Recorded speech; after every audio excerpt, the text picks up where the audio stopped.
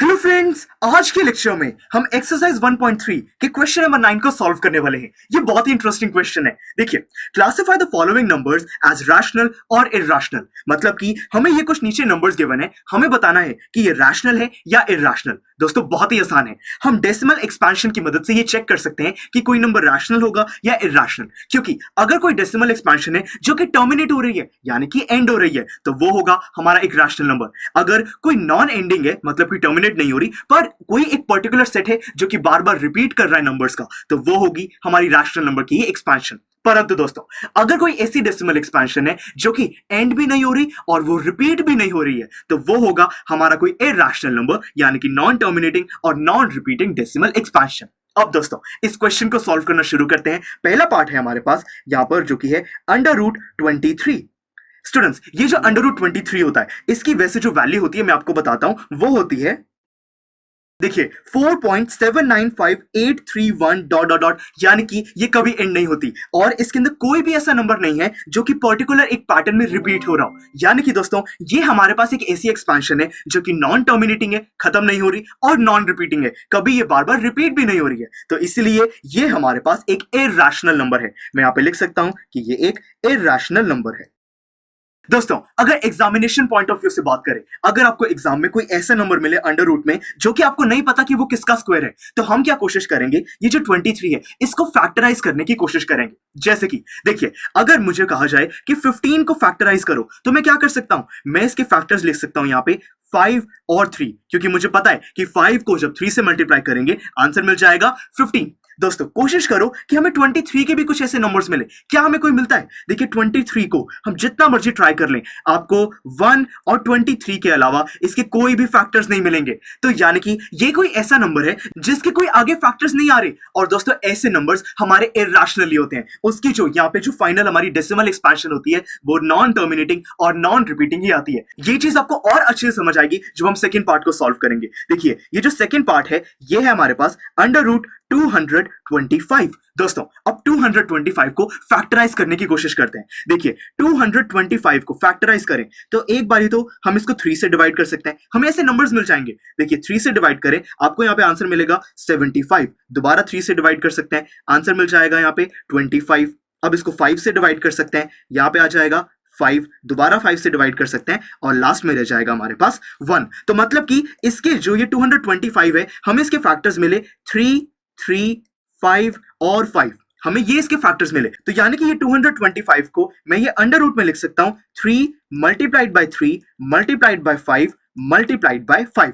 ये √225 की इक्वल होगा। अब दोस्तों, यहां पर ये पेयर्स प्रेजेंट है। देखिए, मतलब 3 मल्टीप्लाइड बाय 3 में लिख सकता हूं 3 का स्क्वायर, 5 मल्टीप्लाइड बाय 5 लिख सकता हूं 5 का स्क्वायर। और दोस्तों, जब भी कोई ऐसी टर्म होती है जो कि अंडर रूट के नीचे स्क्वायर में होती है, हम उसको बाहर रिप्रेजेंट कर सकते हैं। वहां पे हम अंडर रूट भी हटा देंगे और स्क्वायर भी हटा देंगे। यानी कि मैं इसको सिंपली लिख सकता हूं 3, जो कि रिप्रेजेंट करेगा इस 3 मल्टीप्लाइड बाय 3 इस पूरे पेयर को, मल्टीप्लाइड बाय 5, जो कि रिप्रेजेंट करेगा 5 मल्टीप्लाइड इस पूरे पेयर को, दैट इज इक्वल टू 15। यानी कि ये जो √225 है, ये 15 के इक्वल है। अगर आप 15 के स्क्वायर को कंसीडर करें, आपको 225 ही मिलेगा। तो देखिए, हमें पता चल चुका है कि √225 हमारा 15 के इक्वल है। और 15 एक रैशनल नंबर है, क्योंकि मैं इसको 1 से अगर डिवाइड करूं तो ये एक रैशनल फॉर्म बन चुकी है, रैशनल नंबर है, और इसकी वैल्यू अभी भी 15 के इक्वल है। तो यानी कि ये एक रैशनल नंबर है। मैं यहां पर लिख देता हूं। अब दोस्तों, थर्ड पार्ट है हमारे पास 0.3796। मैं यहां पर इसको प्लेस करता हूं। स्टूडेंट्स, देखिए, 0.3796, इसके आगे डॉट्स को प्लेस नहीं किया गया है। यानी कि ये एक ऐसी डेसिमल एक्सपेंशन है जो कि यहां पर खत्म हो गई है, मतलब कि टर्मिनेट हो रही है। और terminating decimal expansion rational numbers की होती है, यानी कि ये भी एक रैशनल नंबर है।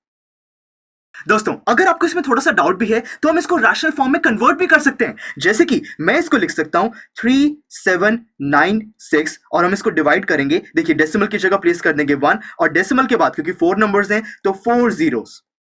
तो देखिए, ये हमारे पास न्यूमरेटर और डिनोमिनेटर की फॉर्म में एक नंबर है, दोनों ही इंटीजर्स हैं, डिनोमिनेटर 0 के इक्वल भी नहीं है, तो ये एक रैशनल नंबर है। तो देखिए, हमने फर्स्ट 3 पार्ट्स को सॉल्व कर लिया है। नेक्स्ट 2 है, इनको भी सॉल्व करते हैं। स्टूडेंट्स, फोर्थ पार्ट है 7.478 478 डॉट डॉट डॉट, यानी कि ये आगे हमारा कंटिन्यू होगा। दोस्तों हमें क्या पता चलता है कि ये हमारा टर्मिनेटिंग तो नहीं है, खत्म तो नहीं हो रहा, तो यानी कि ये नॉन टर्मिनेटिंग रिपीटिंग हो सकता है और नॉन टर्मिनेटिंग नॉन रिपीटिंग भी हो सकता है। अब यहाँ पे पैटर्न ढूंढते हैं। देखिए 478 यानी कि ये 478 बार बार रिपीट हो रहा है। मैं इसको यहाँ पर ऐसे रिप्रेजेंट कर सकता हूं 7.478 और 478 के ऊपर बार, क्योंकि ये हमारा बार बार रिपीट होगा। तो देखिए ये एक ऐसा नंबर है जो कि नॉन टर्मिनेटिंग है पर रिपीट हो रहा है, तो यानी कि ये एक रैशनल नंबर है।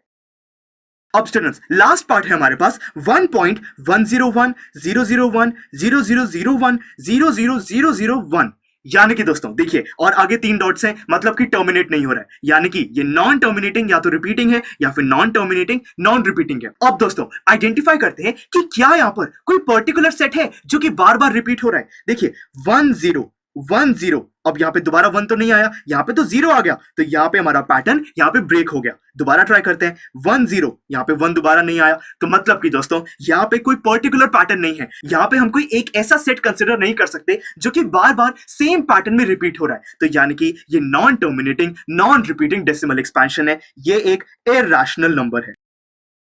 तो स्टूडेंट्स आज के लेक्चर में हमने क्वेश्चन नंबर 9 को कंप्लीट कर लिया है। अब आपका इस क्वेश्चन में कोई भी डाउट नहीं होना चाहिए। तो चलिए दोस्तों यहाँ पे हमारी एक्सरसाइज 1.3 कंप्लीट हो जाती है। मिलते हैं अगले लेक्चर में जिसमें हम बात करेंगे कि कैसे हम इन सारी डेसिमल एक्सपेंशंस को एक नंबर लाइन पे रिप्रेजेंट कर सकते हैं। वो बहुत ही इंटरेस्टिंग टॉपिक है, हम एक बहुत ही अमेजिंग प्रोसेस को स्टडी करने वाले हैं। तो चलिए दोस्तों see you in the next lecture.